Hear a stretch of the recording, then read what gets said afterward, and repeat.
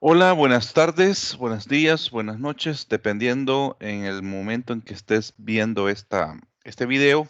Este día vamos a platicar un poquito sobre lo que es la unidad 2 o en qué consiste. Me voy a basar primero en explicar más o menos cómo fue la unidad 1 y también algunas recomendaciones. Bien, la unidad 1 normalmente estábamos hablando de la cocina prehispánica de El Salvador, que estaba basada normalmente en, podríamos decir, 5 productos. Estamos hablando de yuca, estamos hablando de maíz, frijol, ayote, agregándole a eso cacao, que serían una de los ingredientes, o ese grupo de ingredientes, o ese tipo de ingredientes que realmente han hecho mella en la cocina, en este caso, prehispánica. Hay algunas preparaciones que hicieron, como el tiste, que es más que todo colonial, pero que de alguna u otra forma también está registrado, no como tiste, dentro de la cocina prehispánica, y que después fue retomado y fue modificada en la cocina colonial. Entonces, eso sería más o menos, a grosso modo, lo que hemos hecho. Algunas, algunas recomendaciones que les tengo que decir a todos ustedes es que es importante cuando hagamos los videos el tener algunas fases. La voy a escribir en el chat para que cuando los puedan ustedes consultar puedan verificar esto.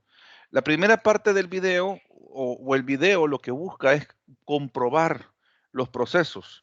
Entonces, ¿cuáles son los procesos que debemos de tener? Primero, presentación personal. Esto me va a servir para poder evaluar, en este caso, su vestuario.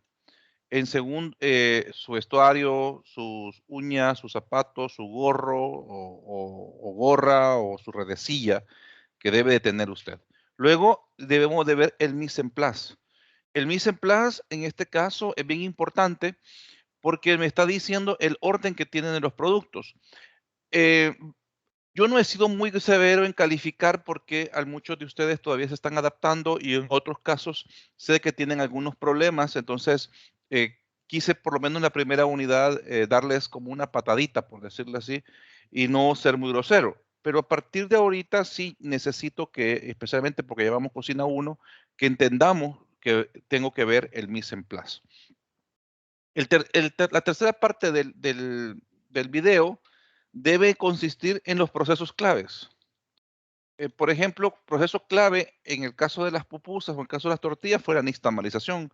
Proceso clave es algunas elaboraciones bien propias del plato que son importantes.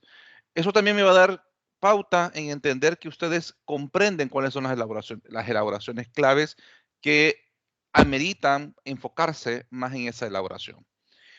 La otra parte que también es importante es el montaje del plato. Entonces, es una cosa que estoy viendo mal en mucho sentido, porque, por ejemplo, hay algunos de los chicos que han estado subieron una sopa de frijoles y solo me pusieron un plato cuando eran 4. Hicieron un tiste y no utilizaron recursos. Algunos de ustedes, por ejemplo, Canizales, ella hace un bodegón que quizás lo voy a comenzar a platicar más adelante. ¿Qué es un bodegón? Me gustaría que lo buscaran. El bodegón es crear un- una mesa donde nosotros podamos tener lo que es en sí iluminación, le podamos poner la cámara enfrente, se pone un ciclograma y ahí viene y usted toma la fotografía. Como es video, usted tiene que poner el video a que corra unos 5 segundos o 10 segundos y después lo recorta a manera que no tome una foto. Pero tiene que estar bien iluminado. La mejor luz es la solar, por eso debe ser usted un bodegón portátil que le permite la solar. Pero si no puede, entonces tiene que poner una serie de lámparas para que le pueda quedar bien el plato. Entonces el montaje del plato en lo personal es importante. Me voy a detener un poquito cuando digo en el bodegón de fotografía. Fíjense de que los venden, yo no estoy pidiendo que lo compren, sino que lo pueden ustedes realizar. Es bien sencillo. Es una caja, nada más, ¿cómo se llama? es una cajita que tiene unas, por decirlo así, una cartulina, ¿verdad? Y en este caso, unas luces. ¿Qué es el ciclograma? Vaya, aquí lo van a ver ustedes que esta es una mesa que tiene una cartulina y tiene unas luces blancas y incluso tiene aquí abajo un espejo para que la luz refleje hacia arriba y pueda no haber sombras. Pero eso es a nivel de objetos. Aquí lo podemos ver como cómo se toma una fotografía para objetos. Nosotros podemos hacer uno pequeño, ¿verdad? Un ciclograma casero, por ejemplo. Eh, el ciclograma podría ser esto. Aquí lo pueden ver nuevamente. Insisto, aquí hay uno, ¿verdad? Bien sencillo. 4 paredes blancas, puede ser cartulina, cartulina. ¿Y por qué se pone cartulina y no mantel? Porque se arruga. Incluso en vez de mantel se pone esto. Y también lo otro es que debemos de entender el contraste de los platos. ¿Qué es contraste? Vaya, contraste, voy a poner aquí, contraste es todo aquello. Por ejemplo, estamos todos sentados y alguien se pone de pie. ¿Quién está haciendo contraste que se pone de pie? ¿Por qué? Porque todos están acostados, o perdón, sentados. Todos estamos parados y alguien se sienta, entonces, o de pie, y alguien se sienta, entonces la persona que se sienta hace contraste. Si todos estamos sin movernos y alguien se comienza a mover, la persona que se mueve hace contraste. Entonces, el contraste es que me llame la atención. Entonces, cuando yo vengo y comienzo a crear un plato, debo de entender que debe de haber contraste. Debe de haber contraste en el fondo donde voy a poner el plato y la comida. Por ejemplo, en este plato vamos a encontrar que aquí hay un color como moradito con celeste y el plato es blanco. Por eso se ve bien la comida. No es que la comida esté bien hecha. No voy a platicar sobre eso. Estoy diciéndole de que el plato se ve bien relevante por respecto al fondo. Y eso permite que los colores estén bien armónicos. Aquí no hay donde equivocarse porque está ocupando con rojo, con verde y amarillo y blanco. Entonces al final hace un excelente contraste.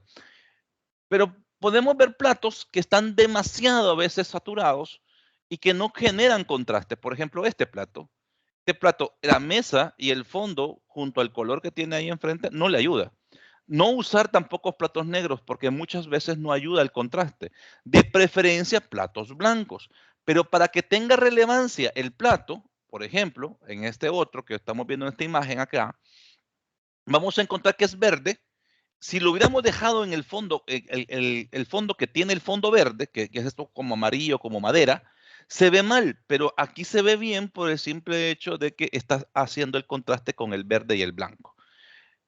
Al igual que este amarillo, que vean ustedes cómo hace un poquito, realza algo lo del color del plato. Entonces, aquí hay otro que realza mucho el color del plato y los ingredientes y los elementos. Pero entonces yo necesito que comencemos, que esta segunda evaluación, voy a calificar mucho lo que es los montajes. Entonces, y especialmente montajes que deben de verse bien bonitos y con buena luz. Para lograr esta luz, se requiere entonces que ocupemos una lámpara LED.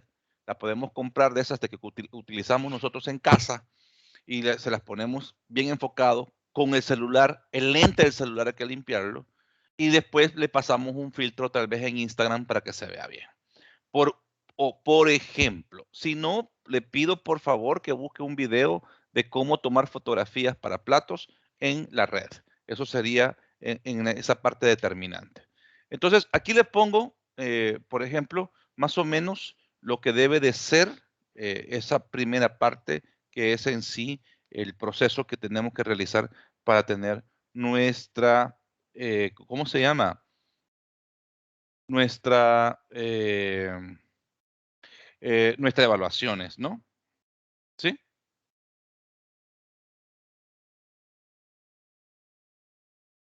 Bien.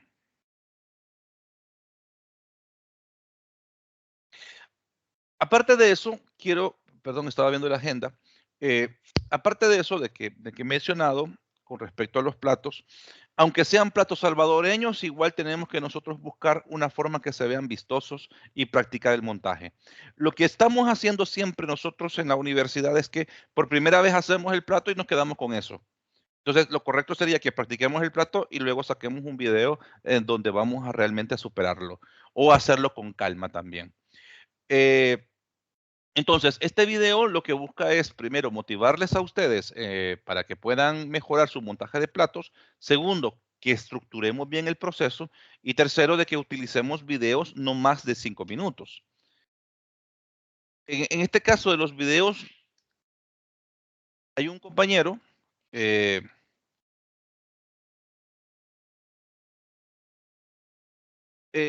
hay un compañero que viene y tiene TikTok, él me ha etiquetado. Y normalmente él lo hace en 1 minuto. Yo creo que lo está haciendo bastante bien. Ahora, lo otro que también debemos de quitarnos la mañita de decir, buenas tardes, licenciado, porque le quita profesionalismo a su trabajo, como que estoy exponiendo, ¿no? Aquí nada más es que usted se enfoque, no es a mí el que está haciendo el video, está trabajando con las redes sociales, es para otros públicos y hágalo con esa seriedad. Y entonces yo solamente soy parte de la audiencia y yo lo que estoy evaluando es que tenga la parte técnica, ¿no? Eso sería más o menos lo que debemos de hacer. La mayoría de ustedes logra muy bien la parte de nixtamalización y todo lo demás en la primera unidad. Ahora en esta segunda unidad quiero dar en esta clase, sin saturarlos mucho, una clase teórica y que vayamos nosotros comprendiendo de que al final, ¿qué platos vamos a ir comenzando a crear para el tema de cocina colonial? ¿De acuerdo?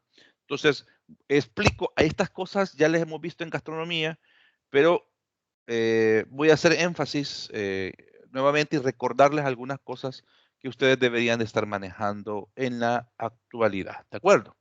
Bien, entonces vamos a ver pero por cierto, vamos a ver una presentación que hace poco di una conferencia a nivel latinoamericano en la Universidad Autónoma de México, en la UNAM, sobre la comida afrodescendiente. Y, y ahí hablaba un poquito más o menos de la cocina, la evolución de la cocina o de la culinaria de América, ¿no? Entonces, tuve el honor, prácticamente, yo soy el único bachiller, digo yo, en medio de tanto doctor en la Universidad de México, y me tocó exponer sobre esto. No, créanme que no es mayor cosa, pero me siento muy honrado que no me hayan tomado en cuenta en este tipo de situaciones o actividades. Bueno, debemos de recordar, esto es la primera unidad, que la cocina maya no solo estaba basado por los ingredientes de maíz, frijol, yuca, ayote, calabaza, montes y chile, cacao, como lo acabo de mencionar, sino que también estaba basado con otros ingredientes que se encuentran en el inventario de joya de Serén y que se utilizaron o que se encontraron en basureros y agujeros eh, en estos lugares, en estos sitios arqueológicos. Por ejemplo, se encontraron huesos de venado, jabalí, garrobo, iguana, taltuza y de perro. Esos serían algunos de los ingredientes adicionales junto al algodón y semillas de guayaba que se encontraron en este caso joya de Serén. Debemos de también entender que hay un inventario que se utilizó mucho, que se utiliza mucho, que es el inventario de Ciudad Vieja, donde se encuentran algunas comidas como el perro y el aguacate, y al igual que el jute, que comían los europeos. Las técnicas prehispánicas por excelencia son la nixtamalización, que la hicimos, el pilbil o el pibi o el piv, que es el horno de tierra, que de ahí viene la famosa palabra piv, piv. Entonces, cuando venimos nosotros y decimos cerdo en piv o cochinita pibil, está diciendo que es cerdo horneado, porque pibil es horneo, al igual que tandor en el caso de la cocina india. Entonces, se utilizaban los agujeros en la parte prehispánica para almacenar comida, también para basura, para guardar basura, pero también se hacía para horneado, como lo vemos en la imagen que tenemos enfrente. Y lo otro era la técnica de nixtamalización, que ya lo hemos ejecutado en la unidad 1. Aquí estoy haciendo nada más un recorrido. La dieta precolombina, entonces, estaba basado en un grupo de ingredientes que no solamente era el maíz y el frijol, sino que también tenemos la yuca, tenemos el chile, tenemos flores como el oroco, el pito, también el uso del conacaste en el caso del cacao, la alimentación a través de peces de río o peces de mar, al igual que otros productos de mar como pueden ser cangrejos, también pueden ser, también tenemos evidencias de los jutes, y caracoles, ¿verdad? Que se alimentaban, cacao, que ya lo hemos mencionado, y también lo que son la patata dulce o papa dulce, conocido también como camote, frutas tales como la nona. Recordémonos que hay unas frutas que no son de América, sino que son importadas, pero la nona en este caso sí es propia nuestra. Y el tomate, ¿verdad? Que también es parte de nuestra dieta. Y también el caso de el pato, o aves migratorias que vienen al país y que los indígenas lo cazaban para alimentación. Así más o menos estaba compuesta la dieta precolombina, perdón, prehispánica, donde el tamal es el máximo exponente de la comida precolombina. ¿Por qué? No solamente por su empaque, sino que también por su durabilidad y en muchas veces también porque permitía el traslado de esta comida en los diferentes viajes. Entonces estuvo de alguna u otra forma vinculado el tamal con el viajar, con el migrante. También el tamal permite rellenos. Cuando Fray Bernardino de Sagún dice que encuentra una tortilla rellena, se está refiriendo más que todo al tamal que tanto a lo que algunos creen antropólogos que es la pupusa. Entonces los pipiles, cuando están acá, entran al territorio de El Salvador, pero no solamente El Salvador, sino que la zona pacífica de Guatemala, El Salvador y Nicaragua.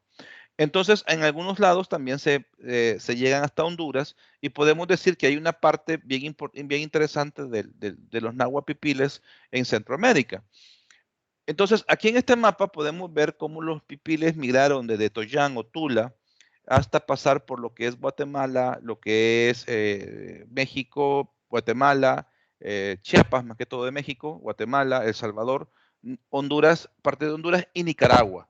Entonces, este corredor donde estamos hablando de náhuatl, vamos a encontrar un montón de platos y de comidas que son iguales, ¿verdad?, en todo el territorio. No podemos decir que Centroamérica o Mesoamérica es un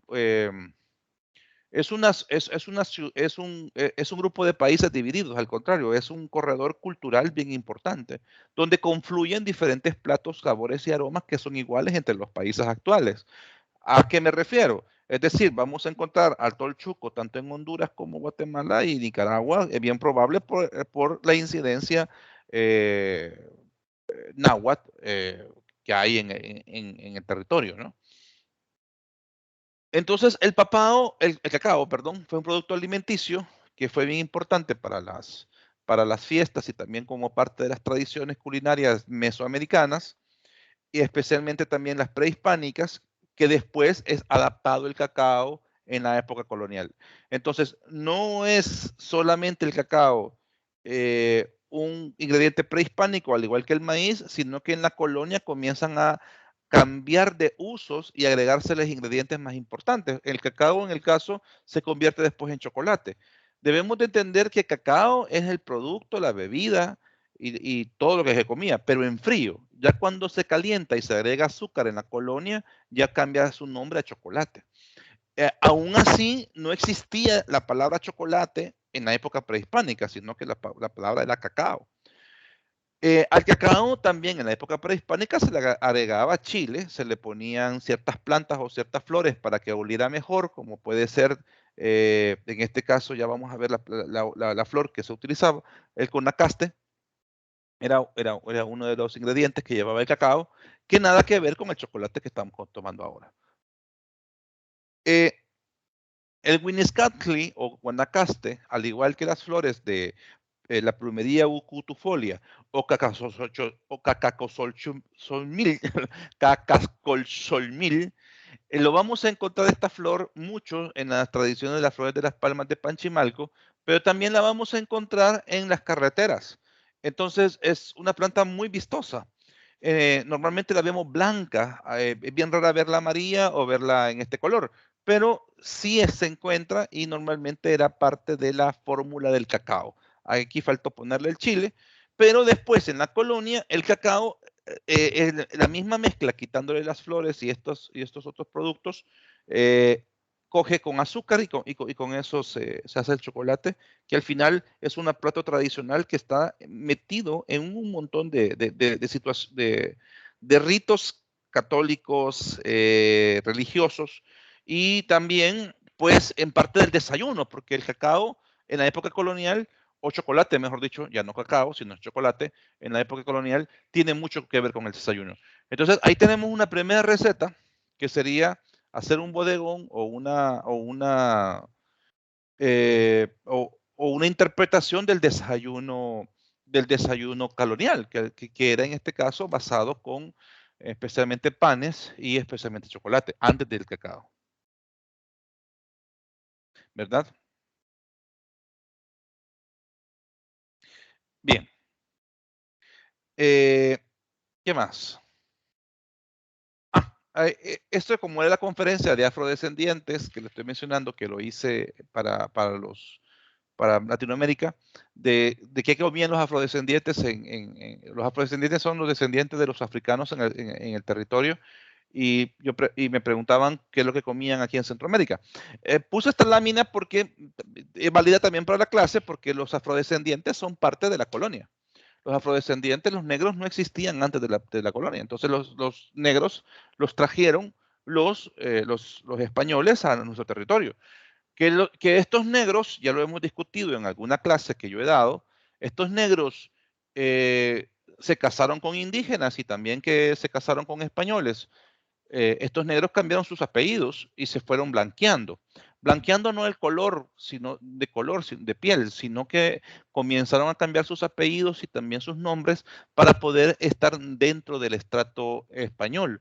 Recordémonos de que los negros no tenían alma y eran esclavos. Entonces los indígenas tenían por lo menos un cierto privilegio, pero los negros no. Entonces los negros lo que comenzaron a hacer es de alguna u otra manera, el cambiarse nombres y apellidos para poder ostentar a esos, ¿cómo se llama? A puestos. Por ejemplo, se acaba de encontrar la partida de nacimiento o fe de bautizo, mejor dicho, de un prócer que es José Celis, y Celis, él se había blanqueado, él se cambió los apellidos, y con ese blanqueamiento él logró incluso ser prócer de la independencia, para que vean. Entonces, en el caso de este negro que vemos en esta imagen, esta es una acuarela del año del 1840, saliendo de la colonia. Vamos a ver este negro que tiene a la par de él un árbol de cacao, ¿no? Entonces, bien, bien interesante. Aquí ya lo hemos hecho, esto, que es que se encuentra el tiste y que se utilizó como una bebida energética, como un tipo chocolatina, en las alforjas de los viajantes, ¿verdad? Bueno, así más o menos luce una cocina colonial a nivel de estructura, donde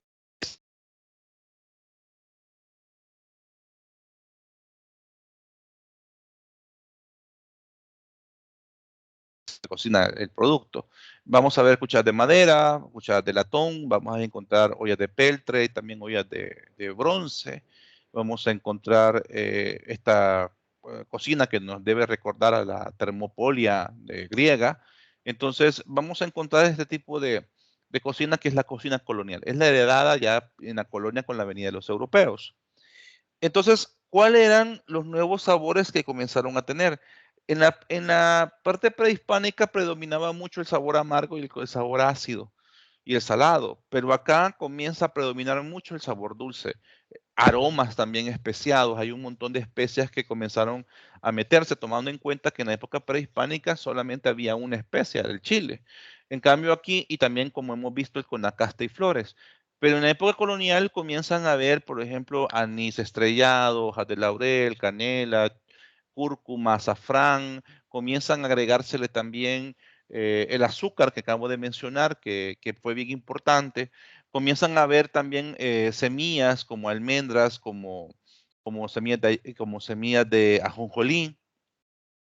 Quiero decirles de que la pepitoria, ¿verdad? O la semilla de calabaza ya estaba conocida en aquel entonces, ¿verdad? Porque también los europeos tenían calabaza. Entonces, no era que fue una fusión estas recetas con calabaza, sino que era una receta que ya venía de la parte europea.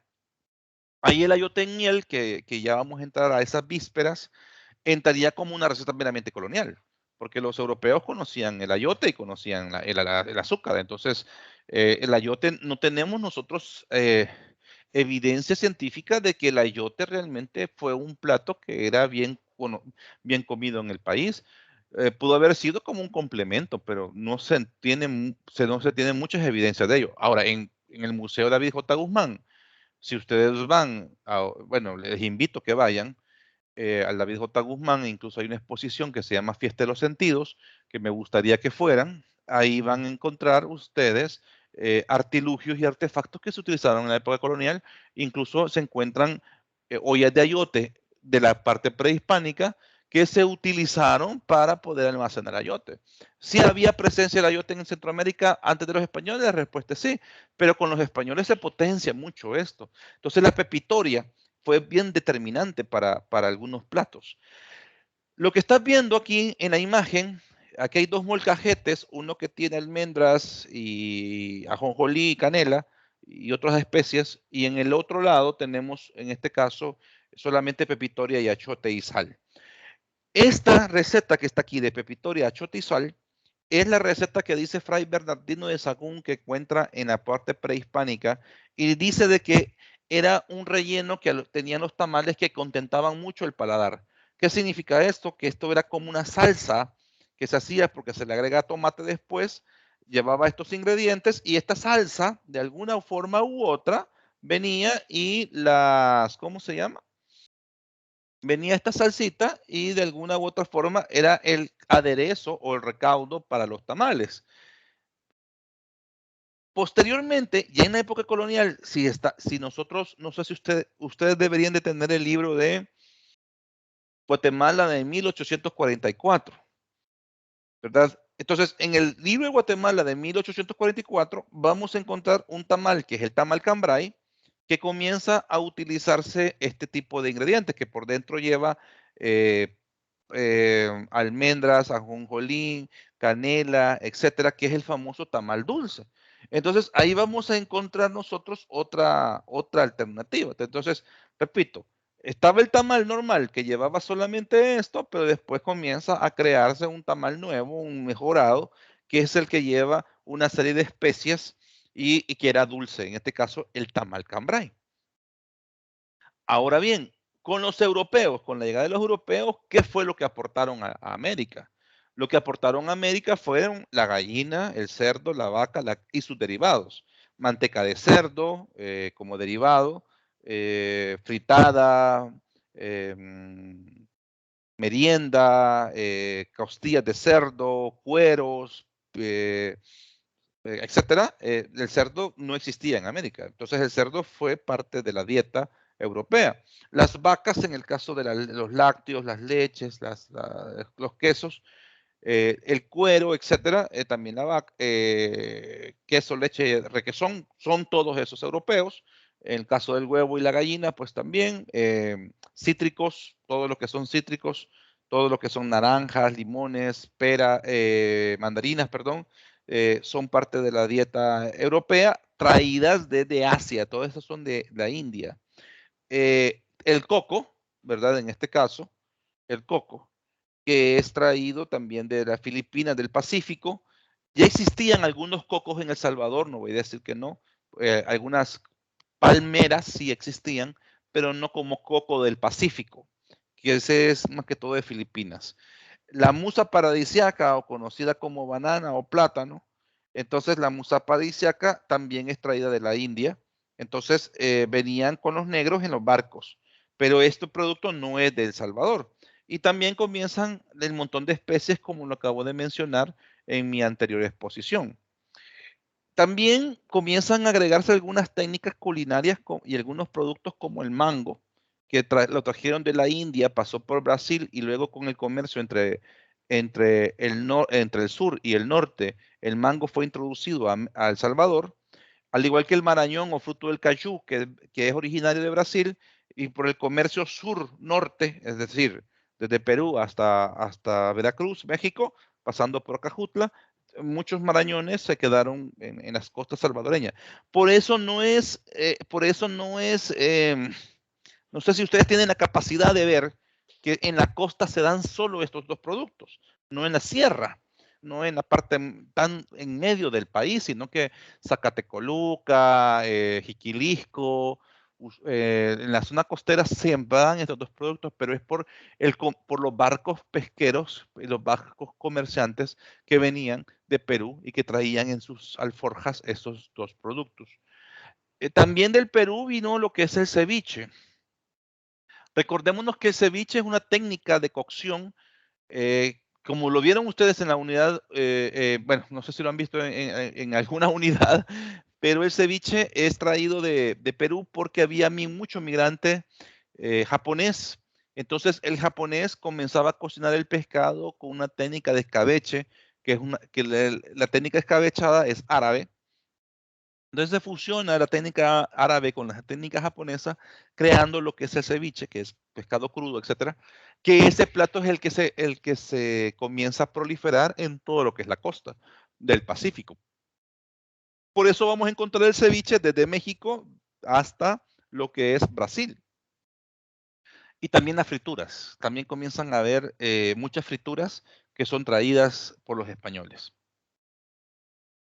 Eh, bueno, entonces, para ir haciendo ya un cierre de lo que comían, lo más importante es que aprendamos, quizás de las dos unidades, entendamos que existe una cocina prehispánica con ingredientes y artefactos que son propios, como estos, y que entendamos que existe después una cocina colonial que lo que hace es que comienza a sumar los ingredientes que encontró, los prehispánicos, más los ingredientes que traían los europeos, y comienza a sumar las técnicas prehispánicas y las mejora y las agrega dentro de sus recetarios, siendo entonces ahora ya no una cocina ni europea ni una cocina prehispánica, sino que le vamos a llamar nosotros una cocina mestiza o colonial.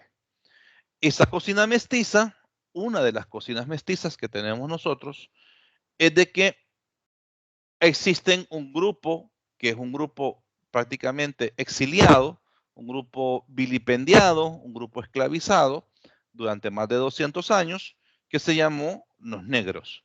Los negros siguieron siendo esclavizados bien entrada a las independencias de los países, pero después lograron un cierto nivel de independencia y comenzaron a crear una raza más mestiza. Entonces, en este caso, el indio con el español, cuando se casaban y tenían un hijo, se llamaba mestizo, pero cuando el negro se casaba con el indio, se llamaba sambo o se llamaban mulatos. Entonces, los mulatos o los zambos eran parte o son parte de nuestra realidad. Y tenemos ahí, por ejemplo, apellidos como Regalado, Mulato, apellido Dueñas, apellido también Blanco, también el apellido, ya dije Regalado, ¿verdad? Mulato, Colocho, Moreno, que son nombres, perdón, y apellidos negros en América. Estos negros comienzan ellos a comer o a tener una dieta en especial, no tanto porque eran negros, sino porque eran lo que podían comer y eran lo que les dejaba tanto los indígenas y los españoles en que poder tener acceso. De alguna otra manera, el negro hace una incidencia en los indígenas. Había una pregunta que me hicieron acá unos antropólogos de Latinoamérica, de la Universidad como estamos conectados, creo que de la Universidad de Panamá, y decía, y hacía la pregunta si, ¿cómo hacemos para que el negro tenga su propia identidad y no se mezcle con la indígena? Definitivamente bien difícil, porque los negros se agarraron de los indígenas o hicieron sociedad con los indígenas, casándose, cultivando sus tierras, etcétera, por sobrevivencia. Entonces, ellos adaptaron sus costumbres y sus culinarias y sus gustos a la comida indígena y también a la comida europea. Entonces, por eso no podemos decir que es una cocina distinta. Al contrario, es una cocina que cuando se dice que son cocinas afrodescendientes, es porque es lo que comen ellos, pero no es porque ellos traían algo o aportaron algo. Lo que hicieron fue nada más adaptarse a las técnicas e ingredientes culinarios de lo que había, en este caso indígenas más europeos. Es decir, si ustedes pensaban que lo peor era ser indígena, lo peor todavía aún, el día de ahora, es quizás ser negro, ¿no? Bien, pero hay unas características que yo he estado encontrando por acá, em, ¿verdad? Que he estado encontrando, en este caso, de que qué era más o menos que lo que están comiendo los negros o qué es lo que están comiendo ahorita los negros o cuáles son los platos que los negros normalmente comen, por decir así, que es parte de la cocina colonial, ¿no? Eh, Primero, entonces, tenemos un trinomio, coco, maíz y plátano. Casi siempre la comida de ellos, especialmente, está dividida en ellos, en esos tres ingredientes. También debemos de entender que hay una comida negra de la costa atlántica, y quizás me voy a ir a esta lámina que no se las puse al principio, porque no era para ustedes, pero este es un mapa del siglo XVIII de Centroamérica. Eh, donde están los barquitos, aquí en esta zona hay un tipo de comida. Pero donde está esto verde, que es en medio de Centroamérica, hay otro tipo de comida. Entonces, podemos decir de que tanto los negros, en este caso los afrodescendientes, tienen una forma de comer distinta de aquí, del Caribe, a las cocinas de la sierra o de las cocinas centrales, de la cordillera central, perdón, que sería Centroamérica. Bien, entonces, volviendo al caso, pero hay tres ingredientes que se repiten siempre: el coco y el maíz y el plátano. Esto me tiene que llevar a entender de que la gente no come por raza o come por religión o por color de piel, sino por accesibilidad de los productos, el poder adquisitivo, porque se sienten snob, por querer llamar la atención, porque quieren ser millonarios y comer como millonarios, y también por gusto. Cuando digo gusto es que por el hecho que le gusta. Entonces, al final la gente coge patrones alimentarios por cualquiera de estas razones o la combinación de la que estoy mencionando. Esta me encanta porque esta es una, estas acuarelas las encuentro en la Biblioteca Mundial, donde aparecen, fueron pintadas entre 1840 por un colombiano, Manuel María Paz, que hizo unos viajes por andar construyendo puentes en Colombia, y él pintó algunas cosas. Me gusta mucho porque a pesar que no sea centroamericano, nos da algunos visos o algunas ideas de más o menos de lo que podían ellos crear. Podemos ver nosotros aquí una casa de palma con petate, por cierto, muy bonita, muy amplia, pero que son tres mujeres afro que están haciendo casabe. Casabe es yuca. Entonces, lo que está haciendo ella es raspando la yuca, no sé si la pueden ver, que es la que está en medio, y lo que están haciendo es pasando la yuca, pues, por coladores, como pueden ver que está haciendo la segunda, y la tercera tiene como una especie de como de volcancito de yuca ya rallada para poder hacer después purés u otras cosas. Entonces, aquí tenemos en primer lugar que también están usando mucho lo que es la yuca, pero la parte atlántica, no la parte central. Otra cosa que también me gustó mucho en estas acuarelas que encontré en la Biblioteca Mundial fue de que podemos ver un grupo de afros conviviendo con indígenas. Y aquí están los españoles, prácticamente la estructura social de la colonia. Pero vamos a ver que la señora que está en medio nuevamente con un collar morado, vamos a verla que es una afro y que tiene en sus manos guineos. Y yo no sé si está comiendo, se está asando un mono un garrobo, un cuy, no sé qué animal habrán matado y lo están asando para comerlo. Pero eso no es lo relevante. Lo relevante es que tiene unos plátanos. Entonces confirman lo que te estoy diciendo, que había un consumo alto de coco, maíz y en el caso de plátano, ¿no? Aquí también encontramos un afro que está pescando. Esto también nos da evidencia de las comidas de mariscos que son bien, bien fuertes en estas zonas, como he mencionado. Y aquí hay una cosa que me encantó. Me encantó porque esta palma, aquí hay dos fotografías. Una es la acuarela, que es la como verdecita celeste, que estoy señalando con el cursor. Y la otra es estas rojas que se ven intensas, que es una fotografía. Esta palmera se llama palmera de Pejibaye o Pejibay. Normalmente la encontramos como un plato bien interesante en Costa Rica, junto a lo que es la palmera de Coyol. Entonces, tanto la palmera de Coyol, que ya está desapareciéndose en El Salvador por la tala excesiva de árboles que tenemos, el Pejibay también es oriundo de Centroamérica, es decir, es originario de Centroamérica. Y yo lo he comido, por ejemplo, la licenciada Monteagudo nos ha regalado siempre pejibay porque ella va a Costa Rica y compra pejibay. Son cocos cremosos, así se los digo, como que estuviera comiendo usted no sé, un mango. Entonces, algo así, no, al menos no como un mango, pero sí algo parecido a la consistencia de una yuca, podríamos decir. Entonces, estos pejibay, ellos los comen mucho los afro. Ahora, en las acuarelas que encuentro una palmera de pejibay también. Abajo hay unos indígenas que están posando. Pero encuentro también el pejibay dentro del recorrido de este,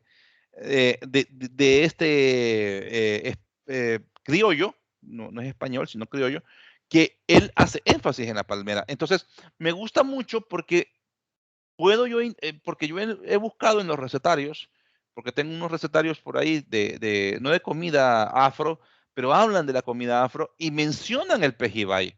Y también encuentro entonces acuarelas que hablan que están pintando el pejibay, y entonces de alguna u otra manera me está diciendo que era un fruto que comían mucho en la época.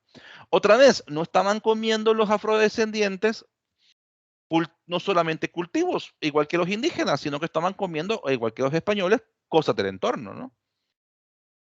Bien, este es el aporte negro o afro europeo a la milpa. Si la milpa en aquel momento tenía frijol, maíz, ayote y yuca y chile, y algunos montes, como he mencionado, el negro o el europeo le agrega otro a la milpa, que es importante para nuestra dieta, el plátano. ¿Por qué digo que es importante? Porque cuando había sequía y el maíz no prosperaba o el maíz se terminaba, el plátano entraba como un producto que agregaba o se agregaba, en este caso, las calorías. Es decir, al no haber maíz o al no haber frijol, por las razones que sean, ya dije algunas como sequía, insectos, plaga, el plátano entraba como una alternativa calórica. Entonces, de alguna u otra forma, la milpa prehispánica que nosotros teníamos en mente, ahora con esta nueva configuración, es potable y es posible encontrar dentro de la milpa plantas. Eso hizo una mutación en el tamal, por cierto. Ya el tamal entonces ya no era de tusa, sino que comenzamos a agregarle hojas de plátano, que es parte de la colonia. Entonces, aquí tenemos ya un tamal colonial.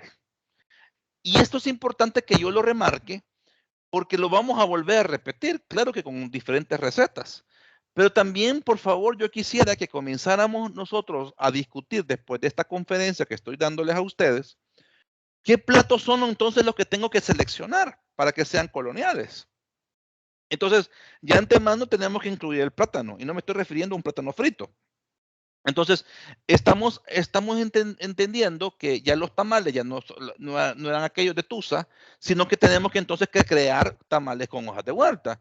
Y debemos de comenzar a pensar que los ingredientes deben estar incluidos en estos tamales y no en el otro, tomando en cuenta que el mayor tamal, el tamal más festivo que tenemos dentro de nuestro haber, es el tamal cambray o de fiesta. Entonces, a raíz de todo esto, ¿verdad? A raíz de todo esto, de alguna u otra forma debemos de comenzar a comprender que existen diversidad culinaria y que se fue agregando poco a poco. Pero también debemos de entender de que el plátano comienza a tener una mutación en diferentes lugares, porque lo comenzamos a encontrar en sopas, igual que la yuca, lo comenzamos a encontrar frito, lo comenzamos a encontrar incluso en postres como las empanadas. Entonces comenzamos a tener una diversidad y no solamente el plátano como plátano como algo más grande, ¿verdad? Pero también tenemos bananos, ¿verdad? O banana, tomando en cuenta que la palabra banana es afrodescendiente, es una palabra africana. Normalmente los españoles le llamaron plátano porque recordaba el plato, ¿verdad? Que era plata, una historia bien extraña que tiene. Pero hay diferentes tipos de guineo también, o plátanos. Tomando en cuenta que también guineo es una palabra europea porque denotaba de dónde venían los plátanos, en este caso de Guinea. Por ejemplo, yo hice para esta conferencia, que integré lo que es el ñame, ñame es otro producto prehispánico, indígena, pero lo ocupaban mucho los negros, o lo ocupan todavía, que es como una forma de yuca también. Entonces, esto es un tamal de yuca, ¿verdad? Que lleva adentro un poquito de pejibay, que me trajo la diligencia de Monteagudo, y le puse pasas y todo lo demás que tiene que ver con los ingredientes, y claro, mantequilla de cerdo, y vean cómo me quedó. Así estamos viendo esto, ¿no? Eh, Aquí también encontré, dentro de mi investigación, que hay una planta que lo comían los prehispánicos, pero también está incluido dentro de algunos recetarios afrodescendientes, especialmente en la costa del Caribe, el yuyo. El yuyo es conocido como chichicaste y también como ortiga. Si ustedes buscan información de la ortiga, es bien medicinal o chichicaste. Y se come desde México hasta Argentina. Y también en Argentina encontré yuyos o ortigas, con la palabra yuyo. Entonces, yo aquí hice unas bolitas de yuca, aprovechando que tenía yuca, rellenas, ¿verdad? Y le puse molido lo que son unas hojas de yuyo o de chichicaste. El chichicaste hay que cortarlo con guantes, con pinzas, y la diferencia es de que hay que lavarlo, se lava y se mete en agua hervida con vinagre, un poquito, se, varias veces, y luego ya cuando se saca, solamente se mete, se asusta, se mete 3 veces, se saca, se mete, se saca, se mete, y ya las 2 o 3 veces ya se le elimina lo picante, ¿verdad? Les recomiendo eso porque es comestible. Pueden buscar recetas en internet, se llama ortiga, ¿verdad? La palabra que andamos buscando nosotros. Bien. El otro producto es el coco. Este coco, nosotros en El Salvador solo lo usamos como dulces en las cocadas. Si ustedes lo recuerdan, en la comida tradicional nuestra es bien raro que ocupemos coco. En el Caribe es imprescindible el coco. Ya sea la leche para extraerla, pueden buscar videos cómo extraer leche de coco, eh, para que se vaya empapando, y con esa leche se le pone a la harina de trigo y se sacan los famosos panes de coco y otros tipos de productos. Lo que quiero decirte de que por favor, no quiero confundirte. ¿Esto es español? La respuesta es sí, es colonial. Esta es comida colonial. Solamente que es de una etnia bien particular, que no es el mestizaje completo, sino que es bien étnico en la parte del Caribe afrodescendiente. Entonces, pero si es colonial, la respuesta es que sí, porque estás hablando de trigo y el trigo lo traen los europeos y el coco, pues, que era también traído por los europeos, y esta es una comida colonial, definitivamente. Al igual que vamos a encontrar diferentes postres que estaban dados también para los afrodescendientes. Solamente que aquí me estoy concentrando no tanto en la cocina normal, como podríamos decir torrejas, callo en chicha, tamales, atol de elote, también el chocolate, nuegados, buñuelos de viento, plátanos en miel, pupusas, riguas, también pavo, sopa de gallina india, sopa de res, sopa de patas, sopa de cabeza de buey, fritada, yuca con fritada, que todas esas son cocinas coloniales. Entonces, yo no he querido meterme un poquito a esas honduras por el simple hecho de que quiero aportar un poco a la cátedra con respecto a esta mini investigación que hice y esta conferencia que di en la Universidad Nacional Autónoma de México, por no decir una de las mejores universidades del mundo, ¿verdad? Y Latinoamérica especialmente.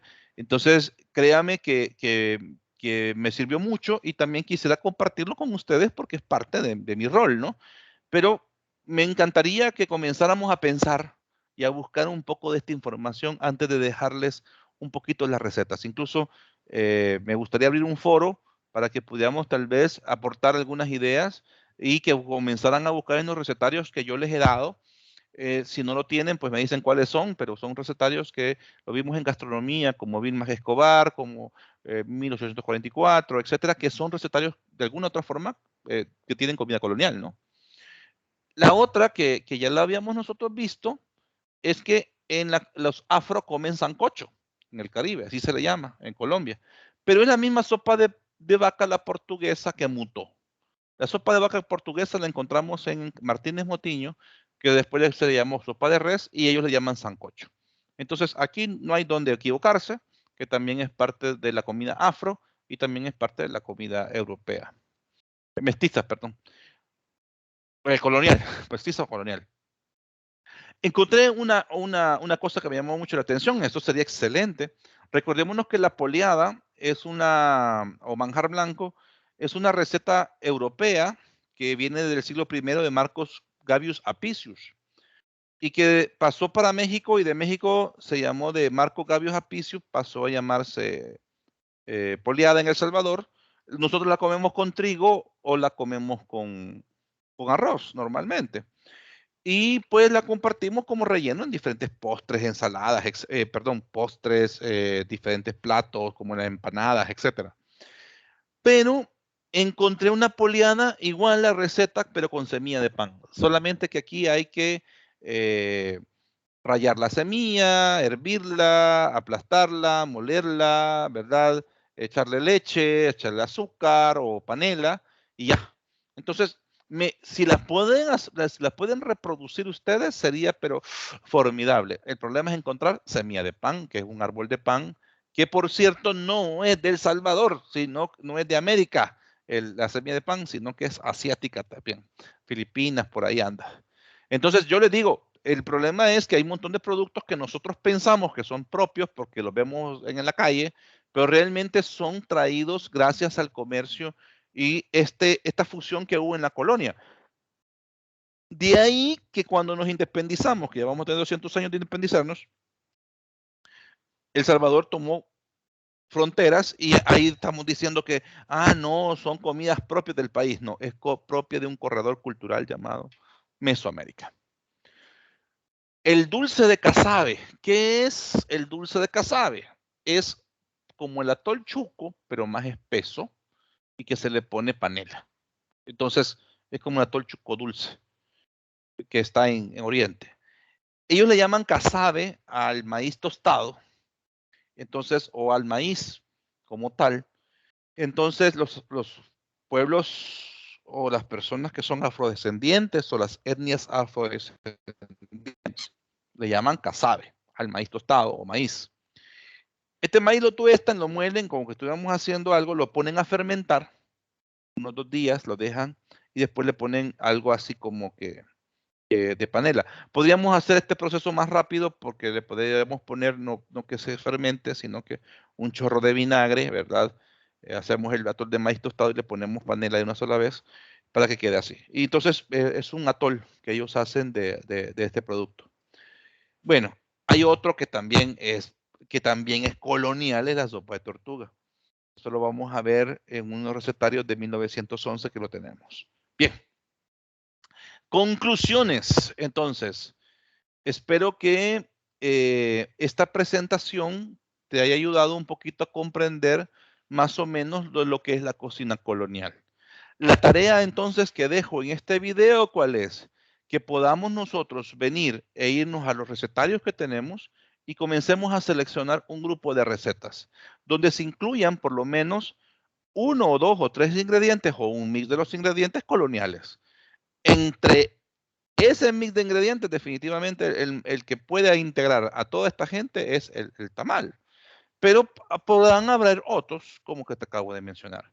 Entonces, claro, imagínate que si pongo cerdo, vaca, pongo trigo, pongo todo esto, van a ser demasiadas recetas. Pero tendríamos que buscar recetas que puedan ser gregarias. Y por ejemplo, en el tamal, el tamal lleva gallina, lleva cerdo, lleva maíz. Y hacer una tablita de la receta donde puedan sacar ingredientes coloniales e ingredientes prehispánicos e ingredientes que pueden ser de uso afrodescendiente. No es que sean negros, porque no son ingredientes negros. Son ingredientes que trajeron los españoles, pero que los comen más que todos los negros. ¿De acuerdo? Entonces, más o menos por ahí deberíamos de andar conjugando. Bien, te voy a dejar nada más este video para que puedas meditar este fin de semana y el lunes te va a aparecer ya las recetas que vamos a comenzar más o menos a indagar o vamos a ver, vamos a dejar un foro para que puedas tú proponer tus recetas donde se incluyan más esta cantidad de ingredientes coloniales. Te invito a que busques mayor información, pero sobre todo que repases un poco los recetarios que tenemos nosotros en la mano de gastronomía. Si no tienes tú los recetarios, entonces tal vez un compañerito te los pueda prestar. Y si no, pues me avisas y yo te paso un teléfono para que te pueda la fotocopiadora Mónica volverlos a sacar. También puedes auxiliarte del libro del doctor Castellón, que todos de ustedes lo compraron. Si lo quieren comprar nuevamente, si lo quieren comprar, pues me avisan. También con mucho gusto se lo puedo dar. Pero ahí tenemos más o menos cómo vamos a ir trabajando, ¿no? Bien, hasta la próxima y espero que les haya disfrutado esta clase. Cuídense.